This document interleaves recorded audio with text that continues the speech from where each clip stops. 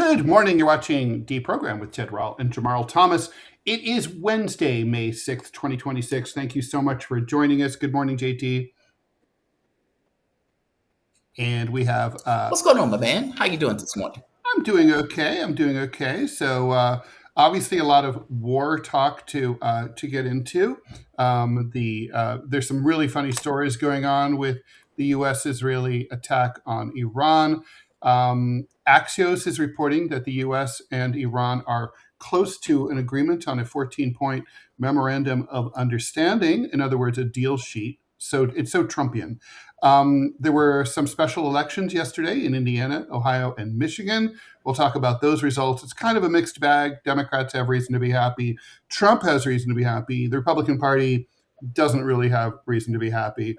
And Republicans are asking for $1 billion in order to upgrade security for the president at the White House and specifically for the ballroom. Also, probably the most breaking news just before we went on the air, the Washington Post was able to verify Iranian satellite information that shows that at least 228 U.S. military targets were severely damaged or destroyed by Iran during the war so far. And this has all been covered up by the Trump administration. So they're trying to pretending oh, we won, we did great, we've destroyed Iran and their military infrastructure, but not really so much. Please like, follow, and share the show. We're here Monday through Friday, 9 a.m. Eastern Time. We appreciate your support. And we have a lot to talk about. I think maybe the first order of business is Iran. So Trump has used up his 60-day window to attack Iran without congressional approval under the War Powers Act passed by Congress in 1973 at the end of the Vietnam War.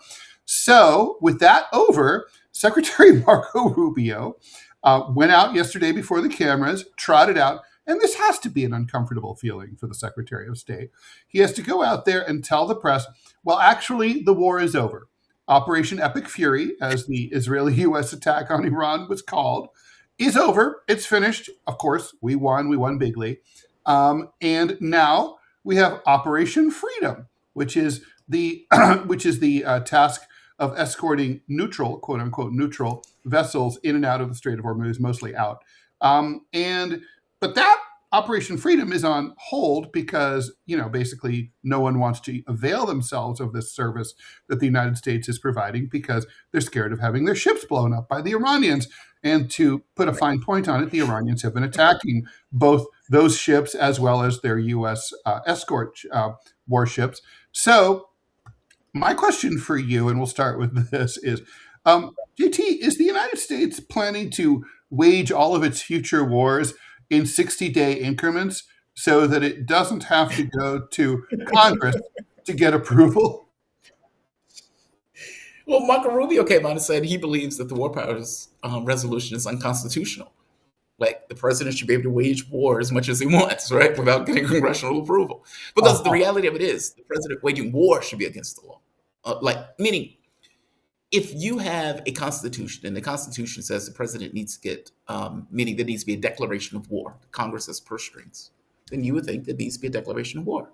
But instead, we have these miniature wars that the president runs, all presidents, which is weird. Meaning you have one guy who decides to wage war, as you point out, in 60-day increments to avoid war. Just look, I would make the case that says us in this of being able to dictate terms to the rest of the world is effectively over. And the military might that's being used as a cudgel in all of this stuff. Sometimes they use economic might, but Donald Trump has been leveraging military might more than many. That's over with. The moment that you have a regional power that can hold you off because technology has fundamentally changed and you haven't necessarily changed with the times, not to mention the geographical location of Iran. Call it a wrap. It's a day. You can't impose your will this way. You can do it on Venezuela. You can't do it on Iran and larger countries in that way. I was going to say, I think that's exactly the point I would put on it, right? It's you can't, you certainly, when we go after Tuvalu, their ass is ours. But, if we go out, we go after Pakistan, maybe not so much. assuming that ever Yeah. happens. Yeah. Iran is a country of 90 million people. It's 3 92 times the size million of Iraq. people. The idea that they're thinking like this is the new Venezuela is nonsense. And like it, what do you think was in their minds when they did this? Like, because I always say racist people don't see the world clearly. And this idea that, oh, we could just knock them over. The blunder is astonishing. Yeah, no, I mean, we talked about that yesterday, and I think we're going to continue to talk about it because it is astonishing, right? It's baffling. I mean, look, you have a president who he's been around the block before. He already had a full term, right? He's effectively in year number 6 of his presidency. He should be a grizzled veteran. He knows how things works. He has a lot of loyalists all surrounding him, who are all currying favor, and all those people that he probably has good reason to trust mean him well, all told him this was a bad idea. Vice President Vance told him, don't do it. Secretary of State Rubio, who's now in the position of having to defend this policy, told him not to do it, and so on, right? They all said, don't do it. What did he do? Pete Hegseth apparently told him not to do it. They all said, don't do it. And they all said, we'll support you if you do, but we don't think it's a good idea. So he's got no one, even in the military-industrial complex, calling. As far as we know, it's not like Northrop Grumman was calling him and saying, do it. So the only person that we know, the only source that we know was urging him to do this and has been for years is Bibi Netanyahu. Now, American presidents, and Trump included, have been skeptical of Netanyahu with good reason for a long time, because they know he has his agenda. His agenda isn't even an Israel first agenda. It's a Bibi first agenda.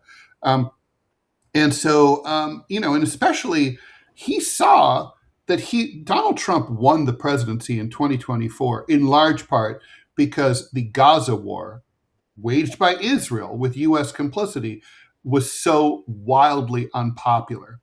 And he also reads the polls, and he knows that Israel is more unpopular now than it ever has been. And for the first time, more Americans now identify with the Palestinian cause than with Israel. So, and that's only going to increase, right?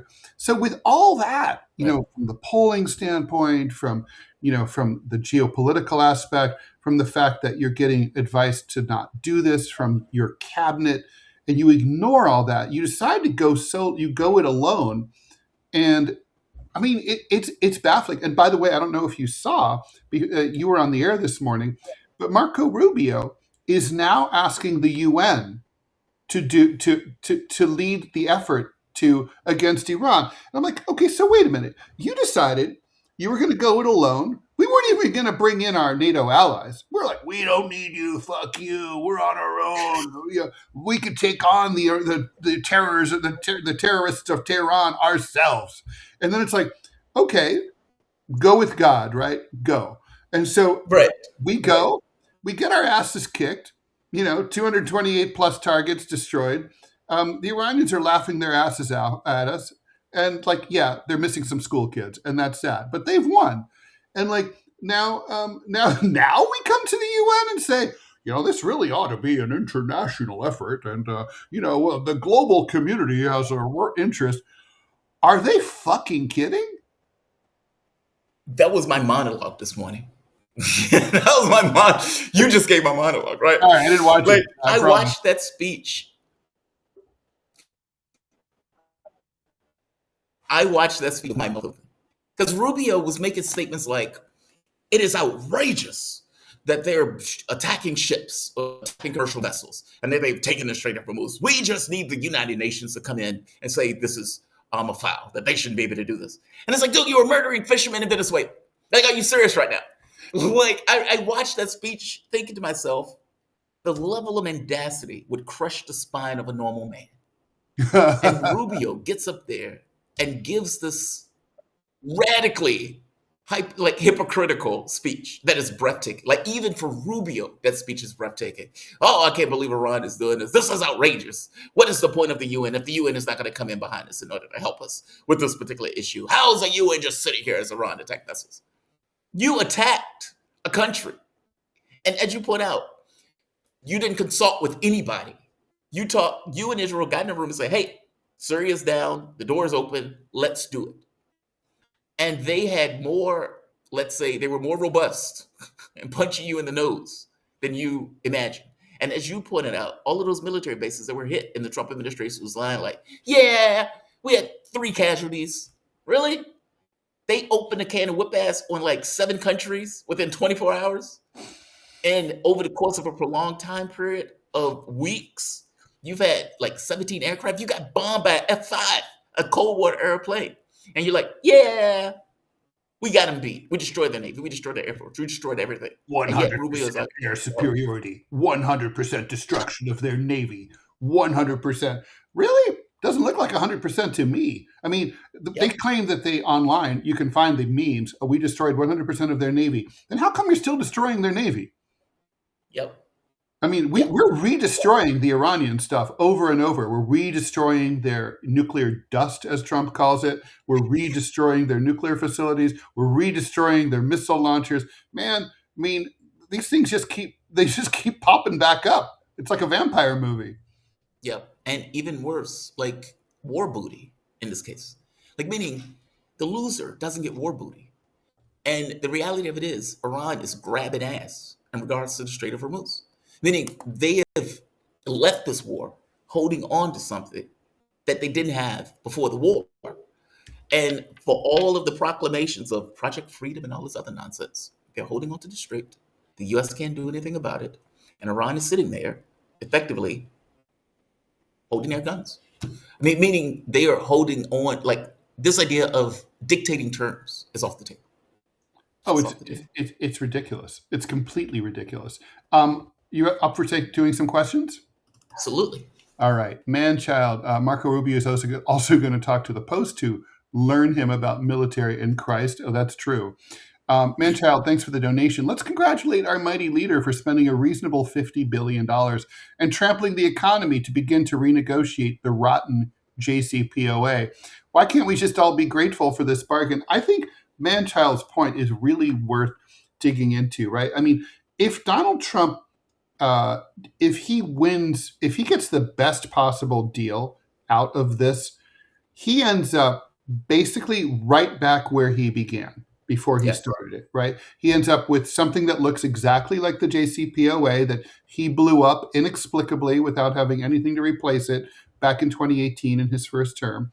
And maybe he ends up with ships being able to pass through the Strait of Hormuz without getting hit by the Iranians, which he had 7 weeks ago.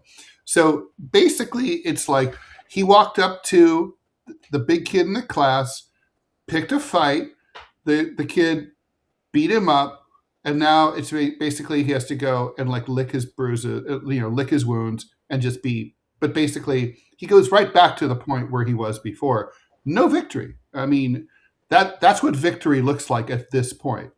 I mean, I don't know how you spin this, and I guess the polls really reflect that. The American people. I mean, I'll give them credit. Usually, they buy into the war bullshit a lot more than that. But on the other hand, the administration didn't lift a finger to try to sell it or promote it with any propaganda until after it had begun. Well, it was weirder than that. I mean, at least look, George Bush is a sociopath that I hope dies of cancer painfully in his bed for all of the people that he murdered in the war that he started. But he did sell it. Like they did make shit up for us. For over a year. Yeah, they put on theater. They were like, oh, we're in negotiations. We're working with the Brits. We're trying to find a way out of it. Oh, the French, we're having freedom for us. Like they were doing all that nonsense, right? And they did this stuff for like a year in order to whip up the warfare fervor. Trump just came out and was like, yeah, they have WMDs. We can't let them get a nuke. So that's why we got to do it. And then it became, well, we need the nuclear dust. And now we need to open regime change. And now we want regime change. Yeah. Like it was never about the Iranian people. Get your story straight. Restore the Shah. Yeah. I mean, it was like all of the plans were, it seemingly made on the fly.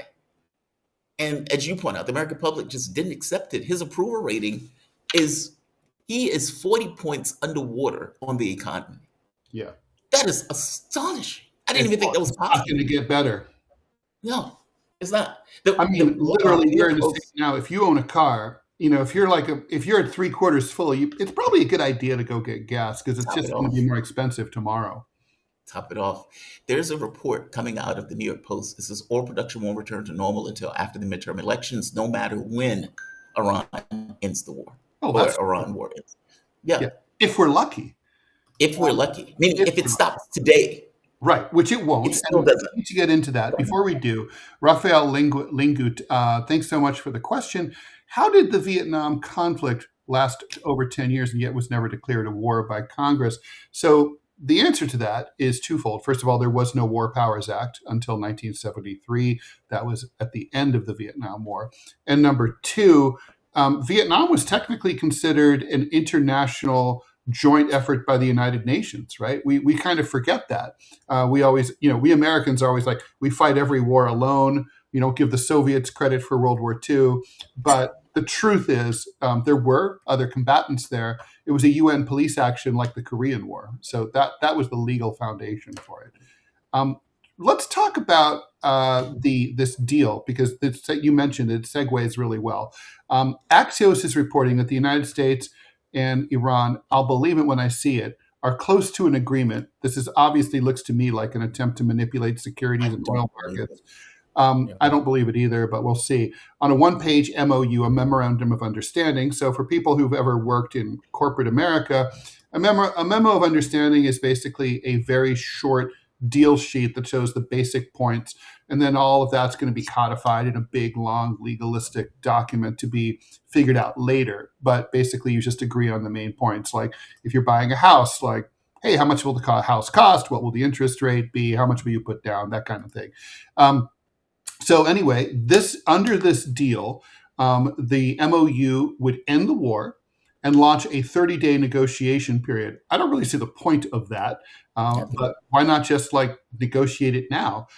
Iran would accept a 12 to 15 year moratorium on enriching uranium up to nuclear grade. They would commit to not having nuclear weapons or weaponizing what they currently have. They would remove the nuclear dust, the highly enriched uranium. By the way, it's not dust; it's liquid. They would remove it from Iran, and it would be kept, I guess, by some caretaker third party, maybe the International Atomic Energy Commission or something. Then there would be enhanced and snap UN inspections, kind of like happened under the JCPOA. There would be no underground nuclear sites allowed. And by nuclear sites, we mean just like nuclear research and nuclear power and labs and stuff. The US, in return, would gradually lift sanctions and release billions of dollars in Iran's frozen money. And both sides would basically ease the restrictions on the Strait of Hormuz. I see a lot of problems here. How about you? This is nonsense. Like, this is not the idea that, okay, Iran has already set up a regulatory management of the Strait of Hormuz. That's not changing. So maybe, you can come up with a deal. For one, I don't believe this document, just to be clear. Axios doesn't have any sources in Iran. Axios sources are coming out of the White House, which is effectively putting this chum into the water for, let's say, market reasons, not necessarily for reality-based reasons. I don't believe for a moment that Iran is going to give up its quote-unquote nuclear dust in the way that Donald Trump talks about it. As you point out, it's not dust. The idea that, what was the other one? It was like they were going to give up the dust. They were going to have more No underground facilities. They're going to. Yeah, I don't buy any of this stuff. The idea that they're going to stop nuclear research is insane. Like, this is a fever dream that the Trump administration is putting out in the same way they used to do with the Ukraine war, where Trump would be like, hey, there's a 21-point plan that we're working on and we're close to a deal. They would put it out all the time in that war. I didn't believe it then. I don't believe it now. I don't think. I mean, first of all, even if the Americans are under the delusion that they think they're close to a deal, I mean, what they don't see this. They just don't understand the Iranian point of view here, which is, look, this has to work for both sides, right? And the Iranians have more at stake here. The U.S. can go home The only thing the U.S. cares about really is reopening the Strait of Hormuz. That's it, because they don't want to tank the economy. But Iran has to have the ability to have nuclear research to be a modern country, because I mean they need it for medical reasons. They need it for their healthcare system. They need it for their power grid. They need it for a lot of reasons. And now, frankly, they need nuclear weapons because they know that they have an existential threat from Israel and the United States. They need them to defend themselves. So I don't see how they can agree to that at all. The underground sites they have to have, because that's the only way that they have a reasonable chance of keeping their facilities safe from foreign bombing, U.S. and Israeli. Yes. I could see Iran agreeing not to enrich up to nuclear grade, let's say for 5 years. I could see that. I mean, they'll need time to rebuild anyway. So it's the kind of thing, like, if I'm them, I'm like, let's let the Americans have that, because we can't really do it anyway. So I would say they can. And also, I think if I'm the Iranians, I'm like, I want my money back, and I want it now. I don't want it later. I don't want it in dribs and drabs. I don't know. I mean, this doesn't seem like the kind of deal that's going to make sense. If I'm the Americans, I would ask for something that Iran could easily grant, which is, let's make this a mutual non-aggression pact. Like, we will not attack you, but you won't attack us or Israel either. It'll just, the war will truly be over. I think the Iranians would love that. How could you trust it? Well, how can you trust any agreement, right? I mean, the U.S. don't care. It's not about the U.S. doesn't understand. That's the issue with empires, right? I don't need to care about your priorities. I don't need to care about what you want. I'm an empire. I am imposing, or at the very least, I am dictating terms, which is what this deal is. They're acting as if they won the war, which is why I don't believe this nonsense. Meaning they are putting out a deal that effectively is a one-sided deal saying, hey, we're close to a deal, and Iran is about to agree to this lopsided deal where they're going to give up their nuclear weapons, nuclear ambitions, nuclear energy, et cetera, et cetera, et cetera. They're going to get their money later. Like, really? You think they're going to go for that? Like, meaning you really think that Iran trusts the US? I will gladly pay you Tuesday for a open today. Yeah, it's not. That's what I mean, right? It comes across as if the U.S. is projecting strength. We are dictating terms. We are having this deal. This deal is one-sided on our side because we are the winners of this conflict. And yet, what's happening on the ground seems different. It just seems different. I could be wrong. It seems different. Yeah, no, I agree. And look, obviously, this is it's ridiculous. All right, I think that we can agree on that completely. Let's look at a few more comments here. Let's see. The world is being held hostage to Trump's ego. True. Pretty much. According to Republicans and conservatives, says a very long name, the UN has been bad for America. Yeah, true, but it wasn't. Bad for the world. Yeah. All right, so let's move on. There were elections yesterday. I don't know if I think look, we're looking for tea leaves for the fall, right. And I think this stuff is interesting. This was a really mixed bag. These are minor elections. But Indiana in particularly is notable. So in Indiana, there were a number of local Republican officials who pushed back against Trump's plan to redistrict toward the midterm elections. And basically they were 7 local officials who said, look, Indiana voters don't like the redistricting idea. We want to do it at the normal time after the census every 10 years. We just don't think it's good. Trump was furious. He's like, this is the national plan. We started this in Texas and Florida, and now we're going to do it all over the place.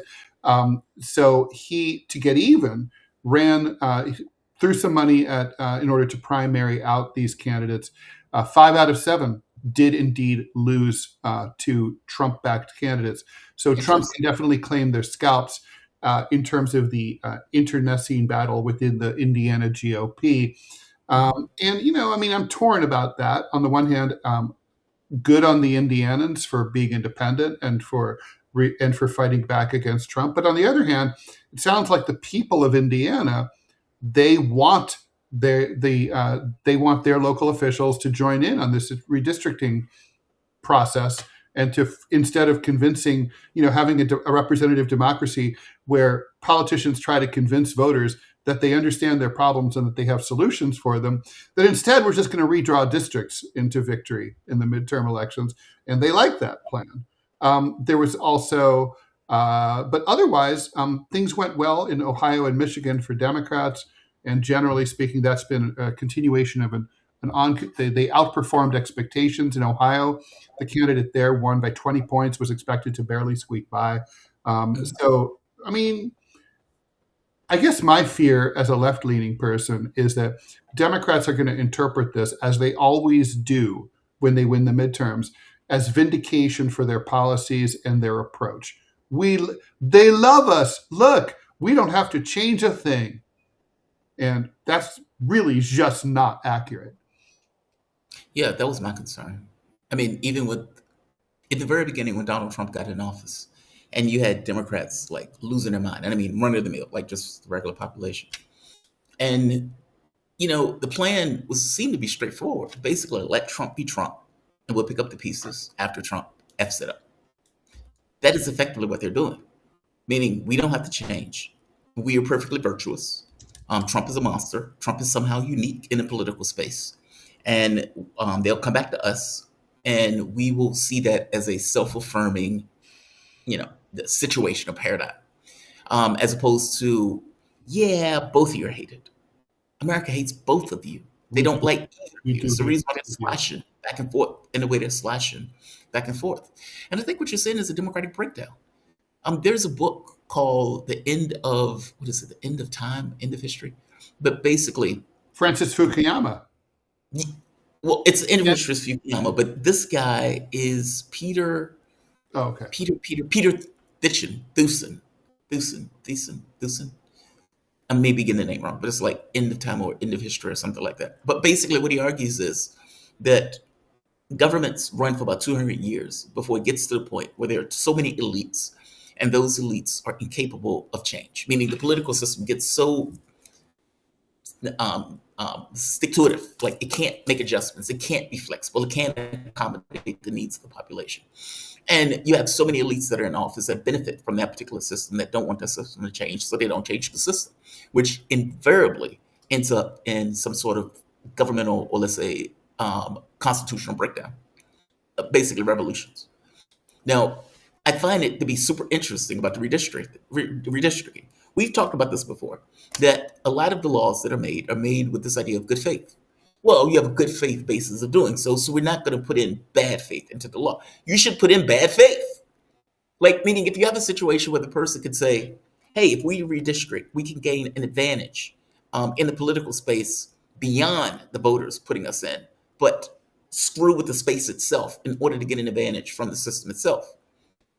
Okay, there's something wrong with your government if that's true. It just is. I mean, whether they're doing it in California, whether they're doing it in Texas, wherever they're doing it. Yes, I support it in California. I supported it in Virginia, but that was because the Republicans were doing it first. And this idea of them like trying to get the stranglehold seems outrageous to me. I mean, give me your take on this. It feels like packing the court in a weird way, despite the fact it's not a court, it's congressional districts, but it feels very similar to me. It is. How do you...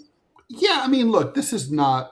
Gerrymander, one of the very first, maybe by some standards, the very first political cartoon in the United States was Ben Franklin's The Gerrymander, which is basically a picture, I believe, of a Massachusetts voting district in the 1770s that basically looked like almost like a dragon, like an evil dragon. So gerrymandering has been with us since the very beginning of the Republic, right? And it's always about trying to make districts look, more like. I mean, there's no objective way to fix this.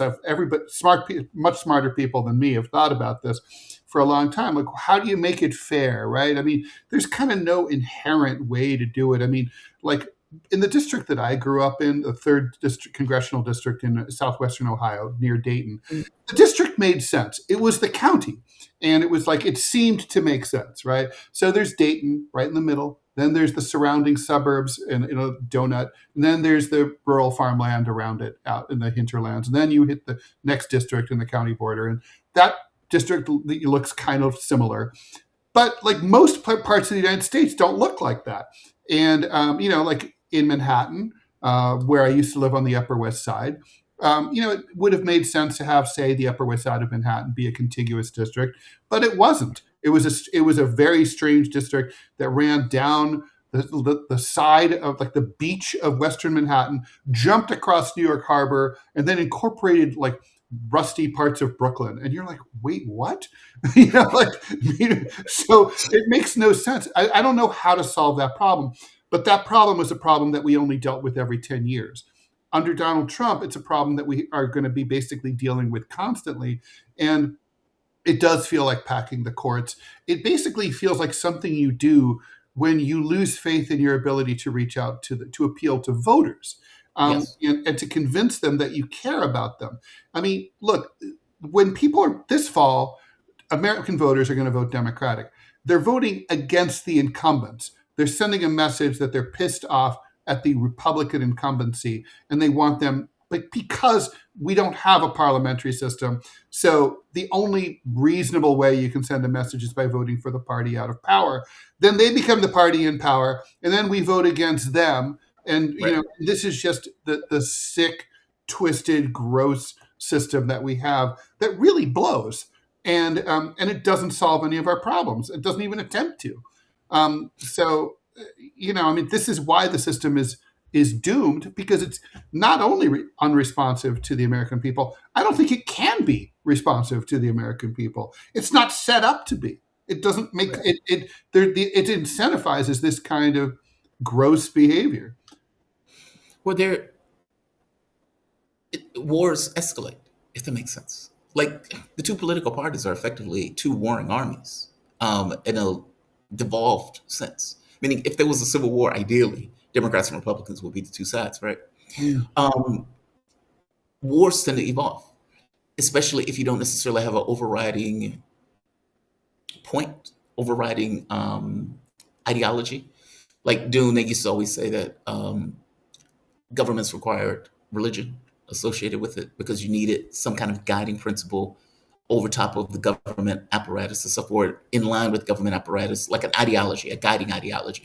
And with the guiding ideology, of course, you just have people fighting and finding ways to get around, let's say, certain things that would ensure a representative government is representative. And that's what they're doing. That's what they're doing, right? It's no difference. It's like, all right, we're not going to be able to win this thing because, I took a shit in the White House. So what am I going to do? Oh, I know. Let's just redistrict. And if we redistrict, then it doesn't really matter what the population wants. That was the whole Tea Party thing, right? Where you had Republicans in charge, despite the fact that it was a small percentage of people who voted them in. And it's like, okay, this is not, meaning you had certain Tea Party Republicans or even Democrats, right? That could be in a district that they were firmly entrenched. Didn't matter what they do. They could shoot a guy on Main Street and it's still like, yeah, but we're going to put that guy in. This is what we've gotten. And I understand the redistricting thing has been around for a while. But if you remember, part of the Voting Rights Act was to prevent those weird looking districts where they would have like, okay, we're going to edge out all of the black population. We're going to put them into this thing so they don't have any majority rule or they don't have any ability to influence the voting, despite the fact that this particular area should be a district in and of itself. It's that stuff. And from my point of view, that's exactly what it has just pretty much polished off. Mm-hmm. Yeah. I mean, but the Voting Rights Act has been ripped, limb from limb at this point. So. Yeah. I mean, I guess one thing, I don't know if I buy the idea that, black districts want to elect black representatives or that white districts want to elect white representatives. I think black districts want to elect the districts that whatever that district wants to, the representatives that district wants to elect, if that makes sense, right? No, I agree with you. I guess, but they should have some level of political clout to do so. I guess that's my point. Right. Maybe Whatever regardless their of who. choice is, let them have that choice. Right. Right. I guess that's one point, right? Like if you have let's do you remember what is his name? What is his name? He was a Democrat, he got edged out when they redistrict. He was far to the left. Dennis Kucinich? Dennis Kucinich, right. Mm-hmm. Like say for the moment that Dennis Kucinich was in a district where there was a large predominance of blacks, and that's who they wanted. And then you redistrict, where you make the district in a way where those blacks are effectively edged out of having political clout, in which case he gets eliminated. I don't care if they vote for a white guy. I don't care if they vote for a Chinese guy. I don't care if they vote for a Japanese guy. I want them to be able to vote their best interests.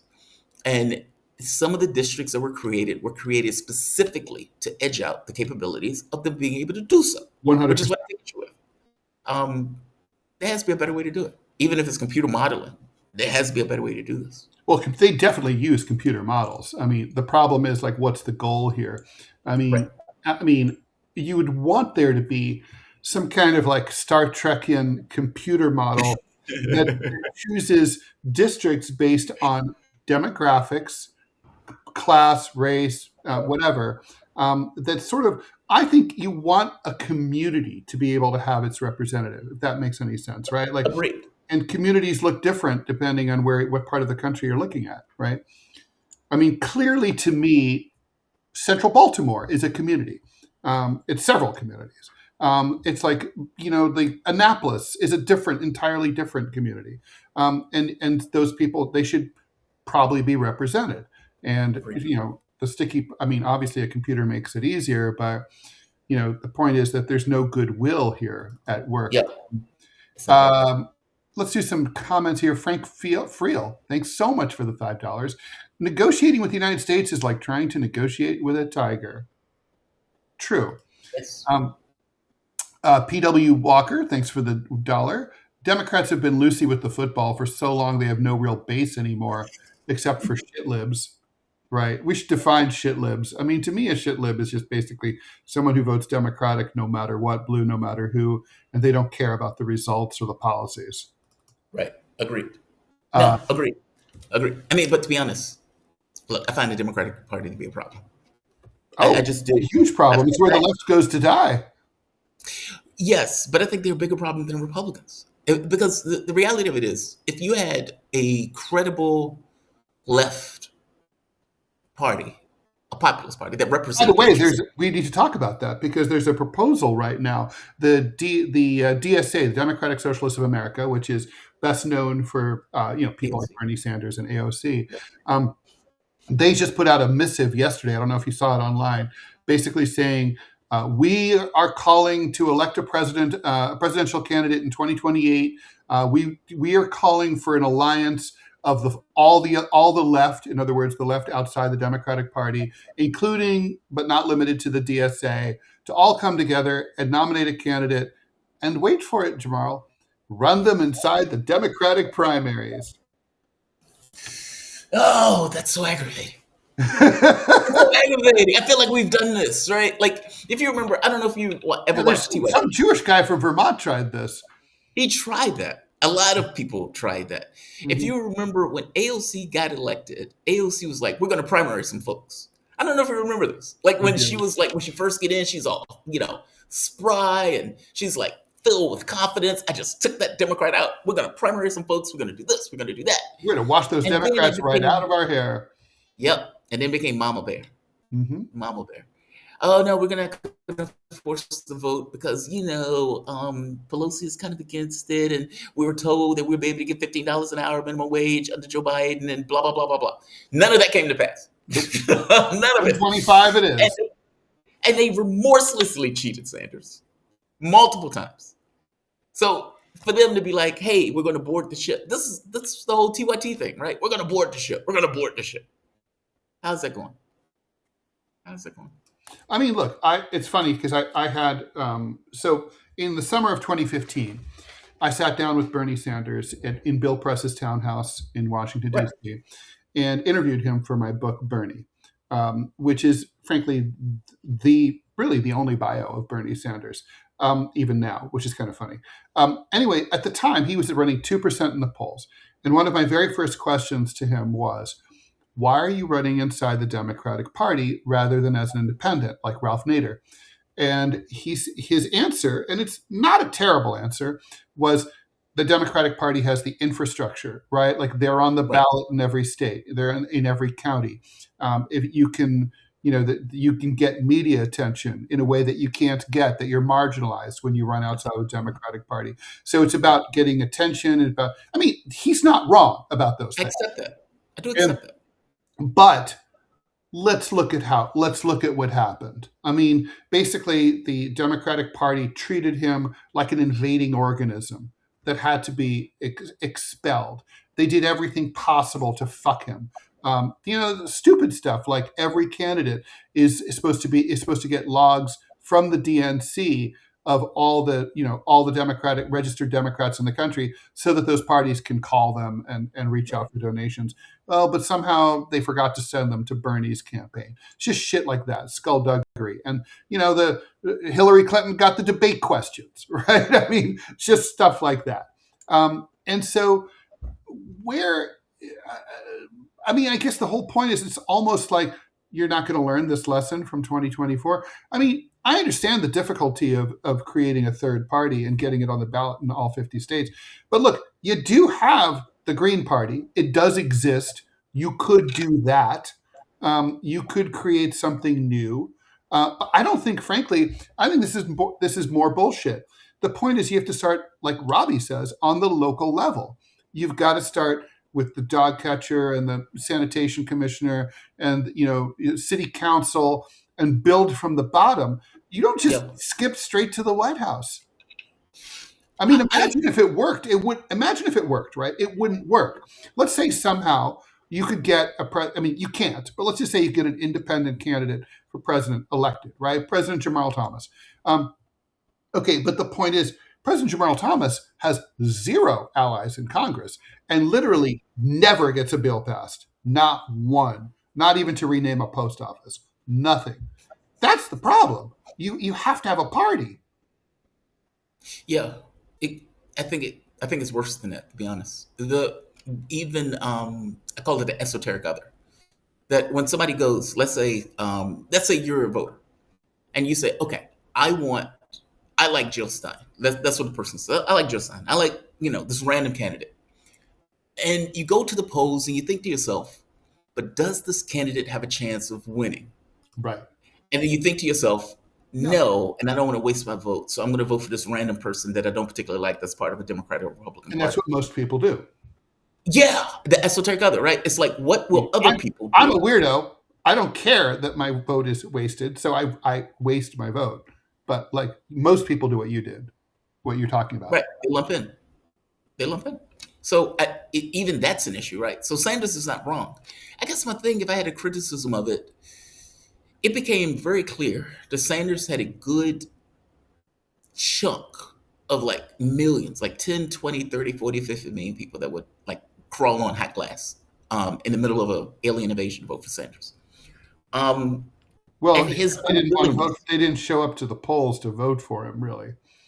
True, but they went to his rallies. They wanted to not vote for him. In 2016, true. In 2020, they did vote for him. Yeah, in 2020, he had a better chance. I guess my thought is his unwillingness to go to war with the party in the way that Trump was willing to go to war with the party. Meaning, Trump was willing to effectively beat the Republicans into submission. It was a hostile takeover. Yeah. Sanders tried to do something similar. Yeah, there were super delegates and stuff like that, but also Sanders didn't have the will to throw a punch. Like, meaning it's a lot, some of the stuff is with him. Like, meaning in 2020, that's Sanders true. Had a chance. Yeah, I don't know. I mean, I knew a lot of people very high up in the campaign who knew the senator and his thinking at the time. And, he's too much of a gentleman. And it frustrated the shit out of them because this is definitely a rusty knife fight. It is not, it's not Queensberry rules. DNC cheats like the day is long. Waterways, thanks so much for your donation. Good morning, Ted and Jamarl. Any predictions on China's role in settling the blockade of the Strait Iran is there today. The U.S. will arrive in a little over a week. China definitely wants that role. They like it. I mean, I think they like the idea for their image, and they also be like big grandpa coming in and knocking heads together and fixing things. But also, they want the stability, right? They want the strait reopened. They want the free flow of commerce. They want everyone to get back to business and stop blowing things up. I think they'll certainly talk to both sides behind the scenes, but they're not going to be. The U.S. will never agree to let China broker a peace conference. Too bad. They should, but they won't. No, they won't. I mean, but again, I don't know. Like, Pakistan was a stalking horse for the U.S., right? Pakistan was the one that was effectively saying, being pushed by the U.S. By the same token, Pakistan also opened up land routes for Iranian oil to get through in certain locations. So I know the U.S. is not going to want China to be an intermediary. By the same token, I don't know who either side would agree as an intermediary. Meaning, let's say, right now, for example, they come up with a deal. And in the context of a deal, Iran might say, well, I want Russia and China to be party to the deal. Do you think the U.S. would agree to it? Meaning security guarantees. I mean, and that's assuming Russia and China even agree to security guarantees, put themselves on a hook like that. I don't know. I mean, I would imagine Arachi is going to solidify strategic ties with China. China does want to get back to business because from its point of view, the longer time goes, the better of an advantage it would have militarily and industrially. And so the longer things stay calm, the better off China is from the standpoint of the U.S. effectively being outclassed. But frankly, the better off we are too. And the thing about the United States is we're such children. I mean, letting someone else take point sometimes is not a weakness. And turning to the Chinese and saying like, we'd love your help brokering this. It would be an act of maturity. I don't think it would be like, oh my God, we've been cucked. I don't believe that. Maybe I don't think right. That's just I just don't see it that way. I don't think you're thinking like an empire. Maybe not. I don't think you're thinking like an empire. Like, how does an empire subordinate itself? You're not subordinating yourself. You're sort of like in Central Asia. Whenever there's a border dispute, which happens all the time because the borders were drawn by Stalin in a way that was meant to divide and conquer, the Kyrgyz are always brought in to negotiate. Kyrgyzstan's one of the poorest countries in Central Asia. When the Uzbeks and the Kazakhs have the Kyrgyz come in and sit down, the Kyrgyz are the poorest people at the table, but everyone respects the Kyrgyz and their wisdom. Now, so maybe it's okay for the Uzbeks and the Kazakhs because everyone knows the Kyrgyz are poor and China's not poor. So maybe the analogy doesn't work there. I don't know. China is big and rising and powerful. Maybe that's the problem. I mean, Pakistan works because they're not perceived that way. Hell, let's get Monaco to do it. I mean, the U.S. has nukes. The U.S. considers itself a superpower. The U.S. is not interested in making a fair deal. The U.S. wants to dominate. And so the idea of subordinating yourself to somebody who's going to be fair in some kind of deal is off the table. I accept your point, right? Like, it's like, dude, if you're trying to get a fair deal and you want to get out this conflict, find a third party or neutral party that can do it. The Chinese could do it. But we're not looking for a fair deal. By the way, I also think if I'm thinking like the American empire, I'm thinking, let the Chinese take this role. If they have to serve as neutral arbiter in the future and they have to be perceived as neutral arbiter, that means they can't be aggressive. That they go invading Taiwan would go against brand. This kind of backs them into the peace corner and the calmness corner, and they kind of effectively neutralize themselves. I'd let them do it. It's jujitsu. I hear you. Anyway, all right, let's move on here. Maybe Bluth, thanks for the dono. Guys, the DSA is a psyop, in my opinion. Tried to join in Chicago and got a let's get coffee invites from informants. Let's get coffee invites from informants? What? I don't know. I'm just saying. Look, my interaction with DSA was very, very peripheral over the years. And there's a certain cultish aspect to them. With the people that you meet, like What do sort you of mean? like you kind of like I went on a date with a DSA chick, and Did you? Interesting. and she was kind of like, to fully commit, I would have to join the DSA, and I'm like, why, why? Like it's like it was kind of like understood, and I'm like, you're cute, but you're not that cute. It's like you got to be a Catholic in order to. There was I don't know if you've ever watched 90 Day Fiance. There was a white woman who was into black guys, I have seen the and she was into Africans specifically. show. And she went over into I think it was like Nigeria or somewhere like that. And the guy was like, "You must meet my witch doctor uncle. He has to bless the union." And it's like, what? It's like, is that really this important? So what is it, like this kind of religious thing? It's like, well, you got to be a Catholic in order to be with me. I mean, Oh, yeah, I don't know, and she's not the only one I had that experience with, where it's just sort of like, really? yeah, it's kind of like back in the '70s, they called this recruiting on your back. Uh, Yeah, yeah, um, what? Recruiting on your back? Oh, yeah, Jesus. yeah, yeah. Is It's a that how it thing. was? I Yeah, thought in the yeah, 70s yeah. it It's was kind like of like, Love and Light, hippies hooking up with rando look, bums. I'm sure Like, that there are many people who are in DSA who are fine human beings and blah blah blah blah blah, but there is sort of a somewhat culty vibe. There just is. Um, Anyway, Democrat. Thanks for P.W. Walker. Democrats run on identity as a substitute for economic progress. We had the first black president, the first retarded senator, the first female secretary of state as accomplishments, and probably, if I'm right, the first gay presidential nominee, and we've had the first woman presidential nominee, and all that stuff. That's their thing. That is their thing these days. And Barack Obama is a great example of like, yeah, you can have a black president who's not a liberal. Um, yes. you know, that wasn't true in the old days, right? Like it used to be automatic. If you were black and you were in politics, you leaned left. There was no exception to that. But that stopped being true, I would say in the 80s, maybe 90s, 90s. I mean, third way Democrats, I You would end up argue. like with the James Clyburns and those kind of people. Yeah, I would argue third way Democrats. I mean, they kicked out New Deal Democrats and they defend their territory, which is why they went after Sanders. I mean, Sanders was only like an old time Democrat. Yeah, He's like an FDR he is Democrat. Hubert Humphrey with a Brooklyn Yeah, accent. Yeah. yeah, yeah. So I don't know. I mean, I think it's when third way Democrats got in, they defended their intellectual space, if that makes sense. Like, meaning Yeah. they had a body of ideas in regards to how to get elected. Hey, we're going to use wokeism stuff. We're going to prioritize economics. We're going to take all the money in the world. I think, if I'm not mistaken, Bill Clinton took more money. That was the most money a candidate had gotten, even above Republicans, if I'm not mistaken. I could be wrong on that. I need to be fact checked on that.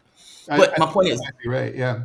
yeah, I mean, so they changed. They became something else. What is that? Thomas Frank talks about that in his And book. by the He way, talks about, we're supposed to like people who criticized like black conservatives as like race traitors were like, well, it's racist to tell black people that they have to can't be a be Republican. lefty. And I'm like, yeah, I guess That's so. right.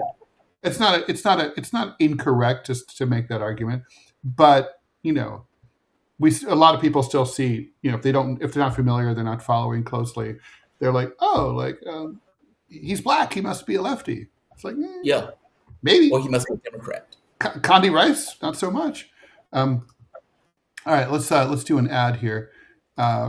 Here we go, loading it up. All right, quick question: how much control do you actually have over your money right now? Technology has changed everything, and now it's changing how money works. Crypto started as a niche, but now it's going mainstream. Faster payments, more control, fewer middlemen. This isn't hype; it's just where things are going. And getting started today is easier than you think. That's where Rumble Wallet comes in. With Rumble Wallet, you can buy Bitcoin, hold dollar-backed stablecoins, even own digital gold backed by real gold, all in one place. Setup is simple. It connects with MoonPay, so you could use your debit card, credit card, or bank account and be up and running in minutes.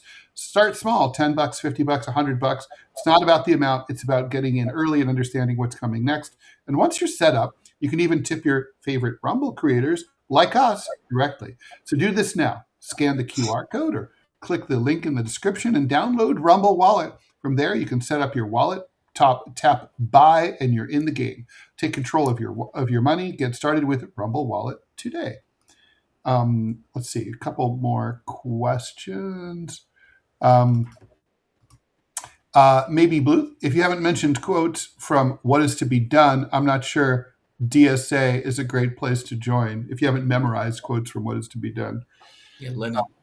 Well, yeah. They're not. I mean, yeah. The thing is, the DSA people I've met, they all have Lenin on their shelves, but I don't think they have Lenin in their hearts. You know what I mean? Like, they're not looking for the violent overthrow of the state. Not really. No, they're looking to massage the state. They want to move in a particular direction, not bash the state, if that makes sense. I agree with you. I mean, I don't think Sanders, despite himself calling for a political revolution, was looking for a political revolution. No. If that makes sense. Yeah, it's because after all, you don't need to say political revolution. A revolution is a political act by definition, right? Mm-hmm. So, just the fact that there's an adjective there for some reason sort of tips you off that something's not quite there. We should talk about the ballroom. Yes. So Donald Trump basically had bulldozers come and knock down the east wing of the White House without any kind of approval from anyone whatsoever. He's basically acting like it's his own house.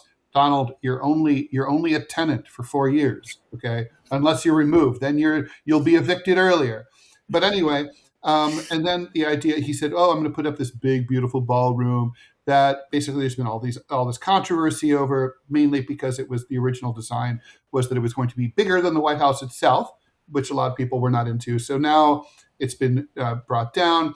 So now the construction's kind of on hold as they try to figure out what to do. One of the big talking points on the right has been, well, no one should be upset because the ballroom is privately funded. Well, it turns out that now the Senate Republicans are asking for $1 billion in substantial part, not all of it, but in substantial part to cover the construction of this reinforced security center and apparatus that will be under the ballroom in order to protect. I guess that's where the new bunker will be or whatever. We don't really know what will be down there. Maybe a new situation room, maybe not. Anyway, $1 billion while people are starving to death in the streets. I mean, It seems a little extreme to me. I'm against any protection for the president going forward. Period. Like, the idea that you're spending $1 billion on a random ballroom is outrageous. Like, nobody asked for it. You decided that you wanted it, almost like this kind of grand thing, as you point out, the president acting as if he owns the White House, which is just outrageous.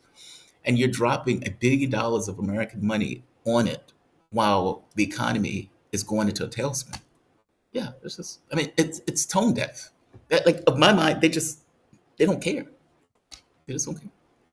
No, they don't care. The thing is, I agree with you. I actually think that the president of the United States no longer should get security. I mean, it's kind of like if the people love you, the people will protect you. You should.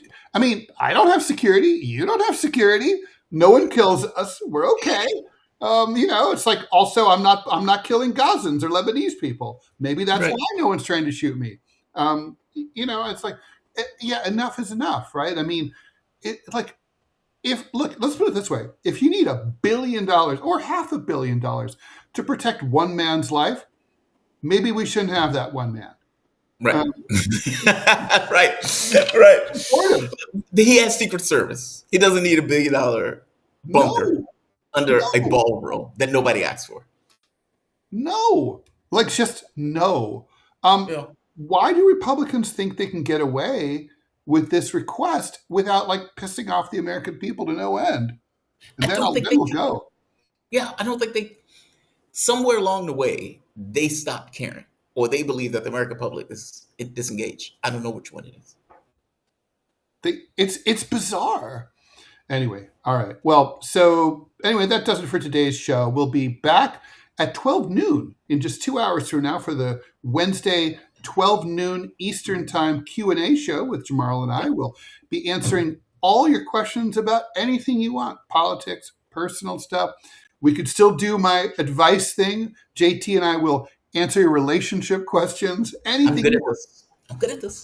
There were a few questions in the chat that we didn't get to today about astrological stuff. JT could anything you want. So Q&A at 12 noon. Please stay tuned for the TMI show with me and Manila Chen coming up in just a minute or two. We're going to try to raid it over today successfully. We failed yesterday.